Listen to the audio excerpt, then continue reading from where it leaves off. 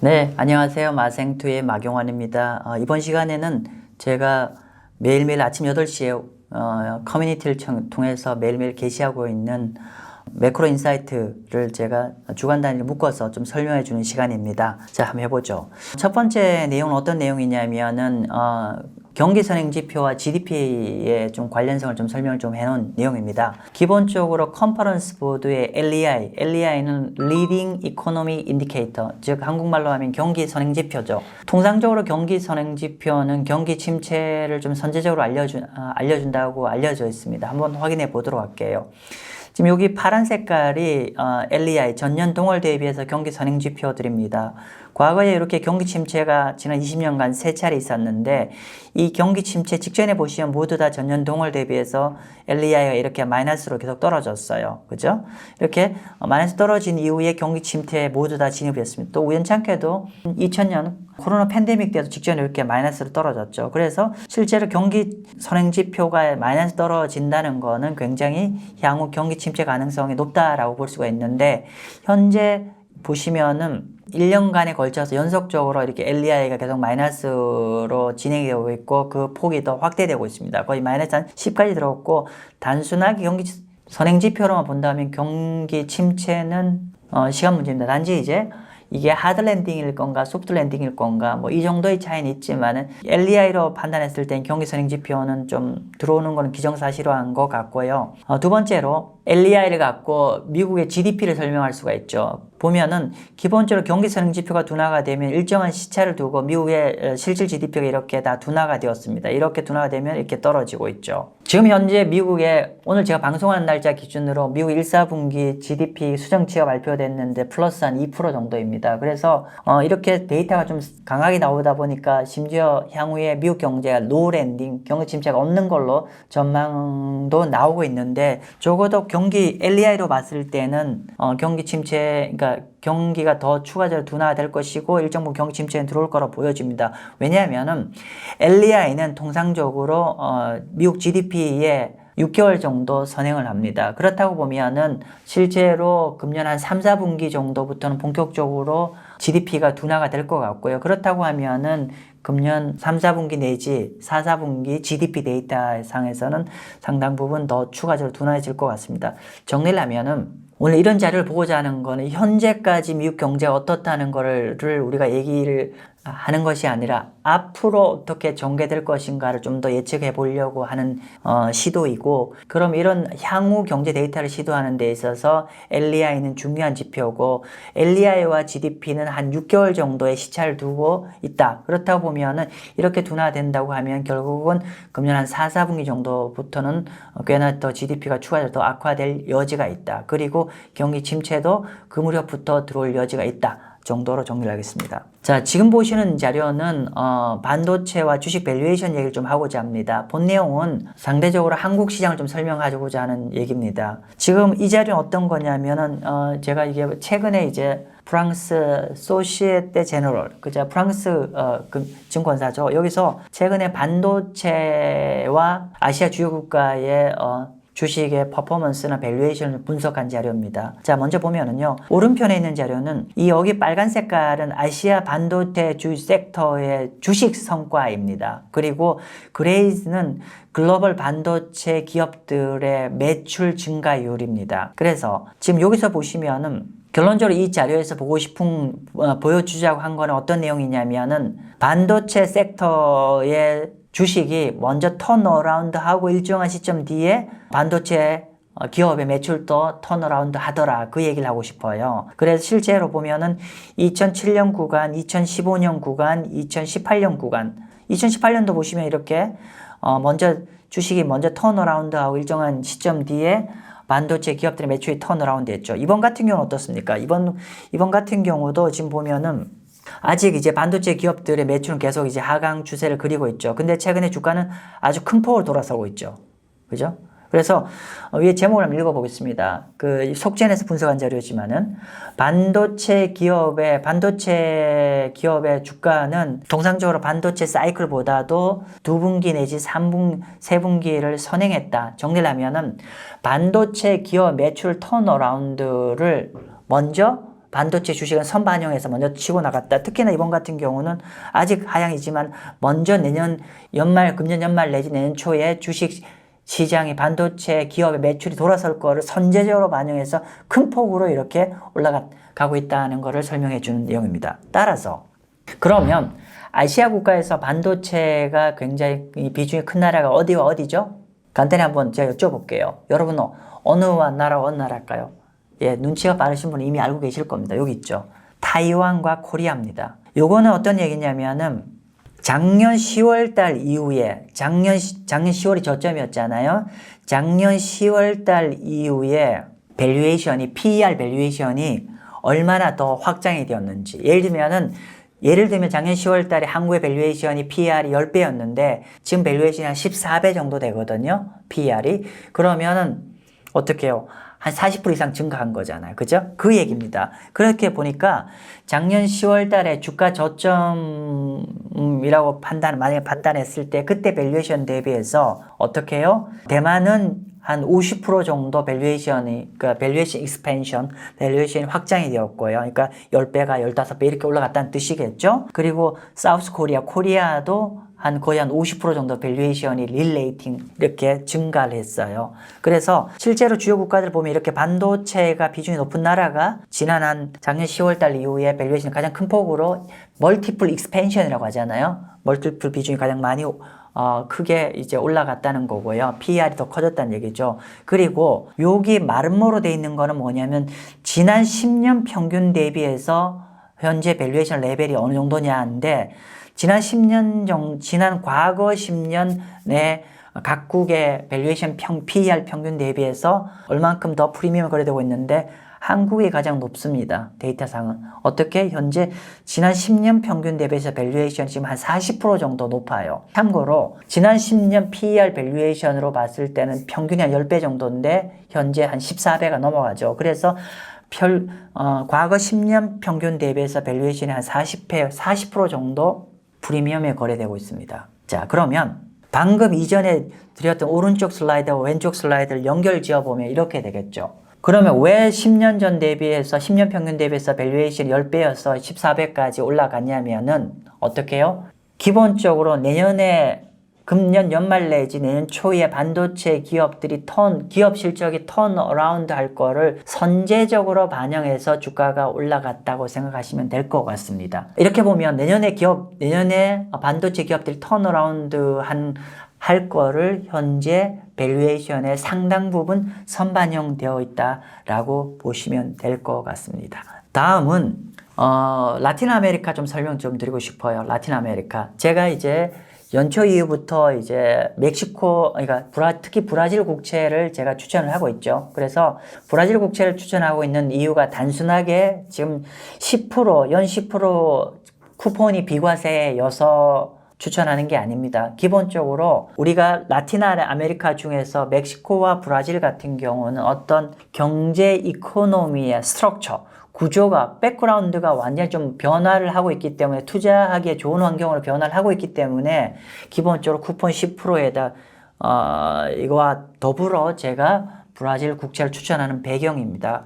그리고 멕시코도 마찬가지입니다. 자, 그런데 제가 지금 보시는 이 슬라이드는 참고로 여러분이 일반적으로 구할 수 없는 슬라이드입니다. 이 슬라이드는 어떤 슬라이드냐면은 글로벌 동릴 리서치, 그러니까 캐나다 회사인 알파인 매크로에서 제공하는 리포트입니다. 참고로 제가 이거 아주 최근 리포트입니다. 그래서 지금 현재 라틴 아메리카에서 좀 추천드리고 싶은 거는 브라질과 멕시코 정도예요. 참고로 멕시코는 저희가 좀 세게 추천하지 않습니다. 브라질 좀 세게 추천하고 있는데, 그런데 이 두 나라가 굉장히 저희가 채권을 추천하고 있는데 좀 다이나믹스는 좀 다른 다이나믹스는 먼저 이제 미국 경제, 지금 전 세계가 미국과 중국의 양극화로 가고 있지 않습니까? 그랬을 때 미국 경제의 수혜를 보는 거는 멕시코고요. 그리고 중국 경제를 수혜 보는 거는 브라질입니다. 잊지 마십시오. 그렇게 되는 거고요. 이건 어떤 차트이냐면은 미국 수입품들의 비중입니다. 즉 여기 점선을 빨간색 점선은 중국인데요. 그러니까 과거 미국에서 중국으로 수입되는 비중이 그러니까 중국 수출품을 미국이 수입하는 거죠. 말이 좀 어려웠네요. 이렇게 중국의 비중이 계속 컸는데 최근에 2017, 18년 이후에 중국으로부터 수입되는 수입품 비중이 굉장히 많이 줄어들고 있는 반면에 미국 시장에서 그 멕시코 같은 경우는 지속적으로 증가하고 있어요. 특히나 최근에 중국으로부터 수입은 이렇게 줄고 있는데 반면에 이제 멕시코로부터 수입은 굉장히 커지고 있죠. 그 기저에는 미국이 니어쇼링이라는 정책을 펼치고 있죠. 뭐냐면은 모든 제품을 생산 기지를 다 미국으로 다 들여오려는 거잖아요. 그죠? 그래서 모든 걸 미국의 제조업을 다 들어오라는 건데 이런 거의 수혜가 바로 미국 옆에 있는 멕시코가 수혜를 보고 있는 상황이라는 걸 말씀 좀 드리고 있고요. 그러니까 어떤 미국의 현재 정책 기조의 수혜국이 멕시코다라고 말씀 좀 드리고요. 반면에 브라질 같은 경우는 중국의 수혜국입니다. 자, 볼까요? 중국이 인구가 많다 보니까 농산물 수입을 가장 많이 하고 있는데 현재 중국의 소이빈, 중국의 콩 수입을 어디서 제일 많이 하고 있냐면은 브라질에서 많이 하고 있어요. 브라질이.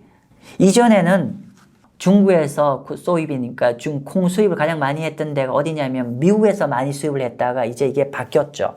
미국에서 브라질로 수입 대상국이 바뀌었어요. 한번 볼게요. 브라질이 중국의 소이빈, 그러니까 콩 수입 시장에서 얼만큼 점유율이 차이가 변화하고 있는지 보시면은 2005년 정도만 해도 한 30%밖에 안 됐는데 현재는 와우 거의 중국 콩 수입의 70% 정도가 브라질에서 들어온다네요. 그만큼 현재 중국과 브라질의 관계가 높아지고 있다는 거죠. 즉 중국의 성장 엔진이 가면 갈수록 커질 텐데 이 커지는 거에 영향을 브라질이 굉장히 긍정적으로 받고 있다라고 보면 될 것 같습니다. 정리를 하면은 미국의 정책에 수혜주는 어느 쪽이다? 멕시코. 중국의 경제가 성장의 엔진이 계속 커지는 거에 수혜는 어디다? 브라질.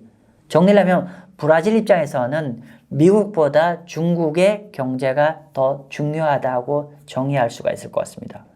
그래서 제가 브라질 경제가 중국이 중장기적으로 이렇게 계속 꾸준히 커지는 거기 때문에 브라질도 연동해서 굉장히 좋은 환경의 포지션이라는 걸 좀 말씀 좀 드리겠습니다. 자, 그리고 제가 이제 브라질 국채와 멕시코 국채를 얘기를 했는데 혹여나 또 멕시코 국채를 지금 좀 어떠냐라고 했을 때 멕시코 국채를 할 때 이런 거죠. 브라질 국채와 멕시코 국채 모두 다 채권 측면에서 매력적인데 제가 브라질을 추천하는 또 하나 이유는 통화도 달러 대비 레알화가 굉장히 앞으로도 상당 부분 크게 하락하지 않으면서 견조할 거란 믿음이 있었던 걸 말씀드리는데 멕시코는 지금까지는 좋았는데 앞으로 조금 약할 것 같아요. 그래서 정리를 하면은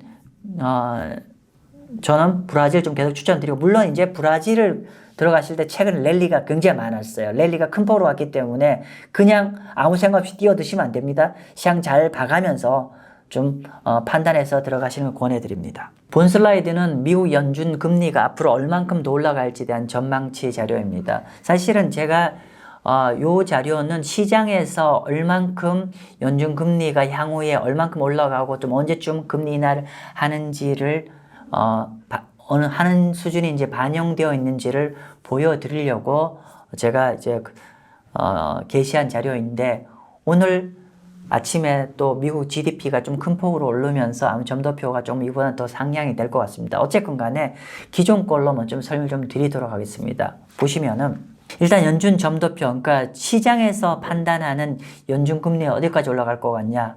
비록 시장의 연준에서는 우리가 2번 올릴 거로 얘기하고 있지 않나요? 그죠? 그래서 50bp 이상 추가적으로 올릴 거라고 얘기했고 실제로 오늘 파월 의장도 50bp 이상 올릴 수도 있다라고 얘기를 했음에도 불구하고 현재 연준 점도표상으로만 보면은 시장에서는 이번 7월 달에 어떻게 해요? 0.25 정도만 올리는 거를 반영을 하고 있고 이후에 9월 달, 11월 달은 쭉 동결로 보고 있습니다. 즉 지금 이제 FOMC에서는 50bp 정도 내지 조금 더 올릴 수 있다고 판단하지만 시장에서는 그만큼 못 올릴 거야 라고 판단하고 있는 것 같습니다. 그리고 내년 1월 달부터는 이제 금리 인하 쪽으로 본격적으로 시작될 거로 보여지고 있고 내년 1월 달에 0.25 인하할 것 있고, 그리고 내년 말 정도 되면은 어디까지 빠진다?